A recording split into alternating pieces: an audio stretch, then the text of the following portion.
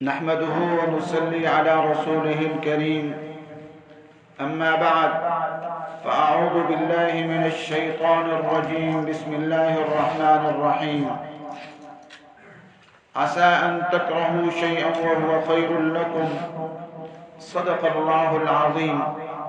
جامعہ سیدہ حفصہ کے ساتھ ایک عرصے سے ظلم چل رہا ہے اور تمام اہل حق کے ساتھ حق و صداقت کے ساتھ پاکستان میں، ہندوستان میں، بنگلہ دیش میں، سعودی عرب میں، کویت میں، قطر میں، دوحہ میں اور پوری دنیا میں ظلم و ستم جاری ہے، اور دشمنان اسلام کی کوشش ہے کہ حق و صداقت والے جو حق و صداقت کی آواز بلند کرتے ہیں انہیں دبایا جائے، لیکن یہ حق و صداقت کی آواز دبتی نہیں ہے، یہ بڑھتی چلی جاتی ہے۔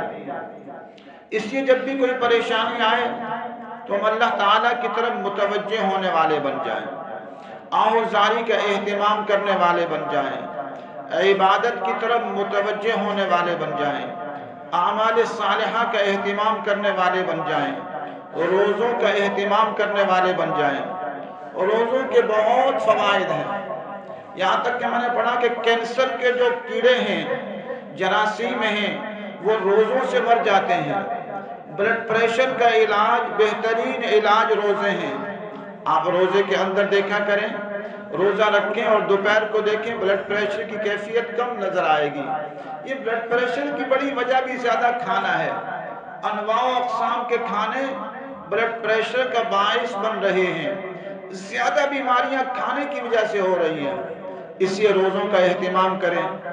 گوگل پر چلے جائیں اور گوگل پر جا کے لکھیں فوائد الصوم، عربی میں لکھیں یا روزے کے فوائد لکھیں، بہت سارے فوائد مل جائیں گے۔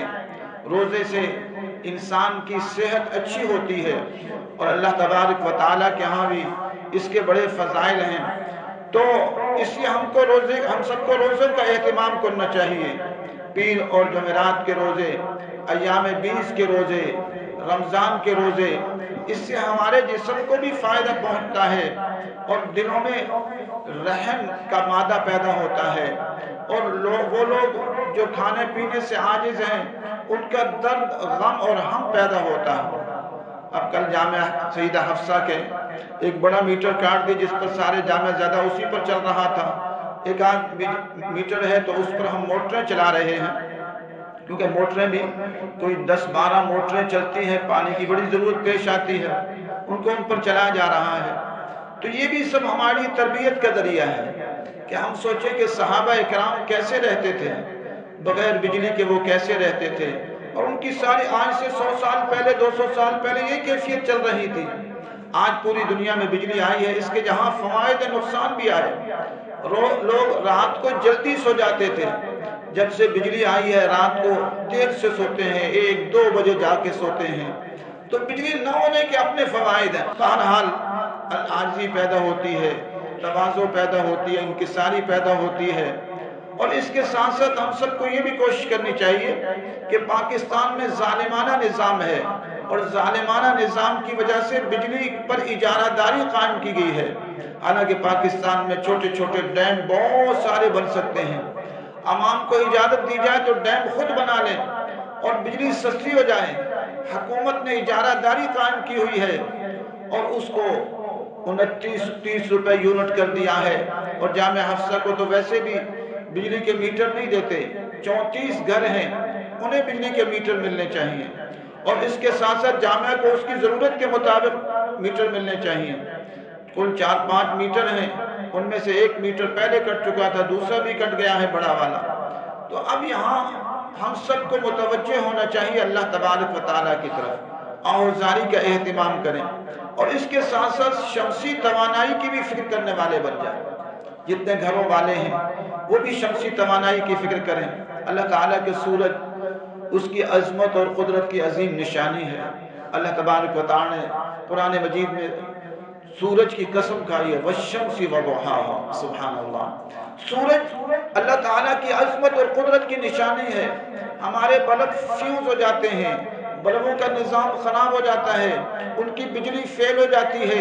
اللہ تعالیٰ کی عظمتوں پر، اللہ تعالیٰ کی شان پر، اللہ تعالیٰ کی کبریائی پر، اللہ تعالیٰ کی قدرتوں پر قربان جاؤں، ایک سورج نہیں، ایسے کھرب اور کھرب سورج بنا دیے، ستارے بنا دیے جن کی روشنی جگمگا رہی ہے۔ ہزاروں سال بیت گئے، ذرہ برابر فرق نہیں آ رہا۔ یہ اللہ کی عظمت کی نشانی ہے۔ اس لیے ہم سب کو چاہیے کہ شمسی توانائی کی فکر کرنے والے بن جائیں۔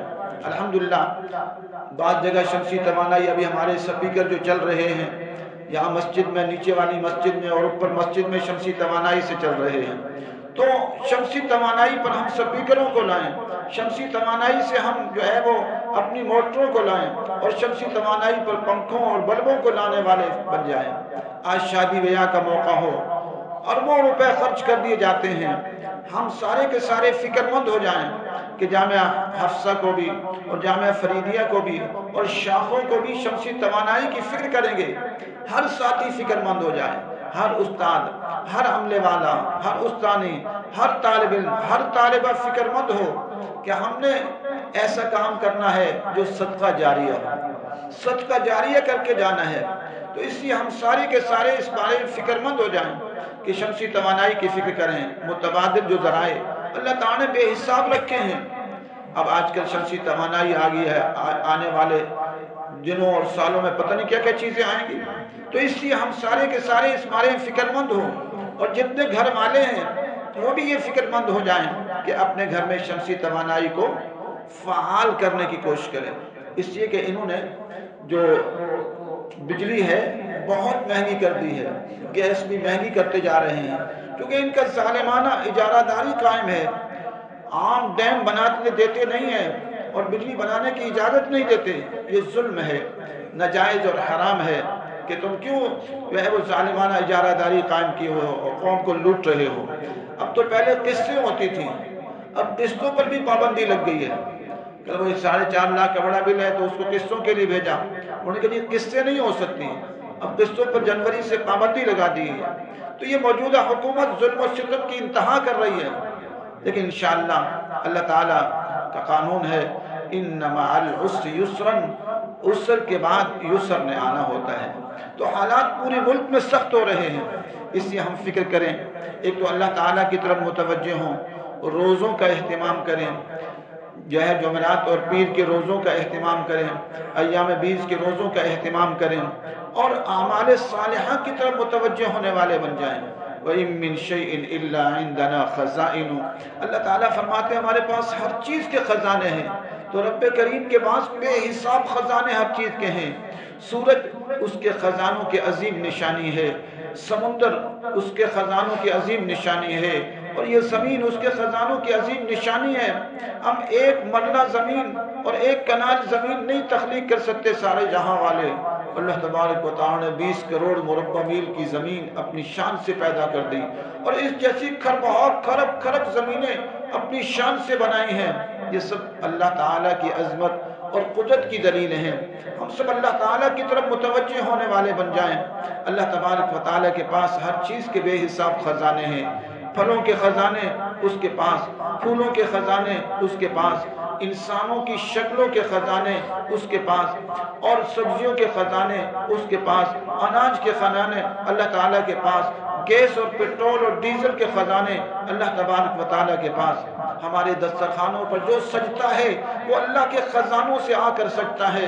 اللہ تعالیٰ زمین سے تخلیق فرماتے ہیں، یہ ساری سبزیاں اور یہ سارے پھل اور یہ سارے اناج یہ زمین کے خزانوں سے آتا ہے، اور یہ جو سارا گوشت ہے یہ بھی جانور اور پرندے اور مچھلیاں اللہ کے خزانوں سے کھاتی ہیں، اور پھر اس کے بعد ان سے گوشت بنتا ہے، یہ سب اللہ کے خزانوں سے آتا ہے۔ تو ایسے رب کے ہم شکر گزار بندے بن کر رہیں اور اس کی فرما برداری کریں، 200 صفات حمیدہ کی طرف متوجہ ہوں اور 150 سے زائد صفات مذمومہ سے بچنے والے بن جائیں۔ اللہ تعالی ہم سب کو اعمال صالحہ کی توفیق نصیب فرمائے۔ وآخر دعوانا الحمدللہ رب العالمین۔ نحمده ونصلي على رسوله الكريم، اما بعد فاعوذ بالله من الشيطان الرجيم، بسم الله الرحمن الرحيم۔ عسى أن تكرهوا شيئا وهو خير لكم، صدق الله العظيم۔ جامعہ سیدہ حفصہ کے ساتھ ایک عرصے سے ظلم چل رہا ہے، اور تمام اہل حق کے ساتھ، حق و صداقت کے ساتھ پاکستان میں، ہندوستان میں، بنگلہ دیش میں، سعودی عرب میں، کویت میں، قطر میں، دوحہ میں اور پوری دنیا میں ظلم و ستم جاری ہے، اور دشمن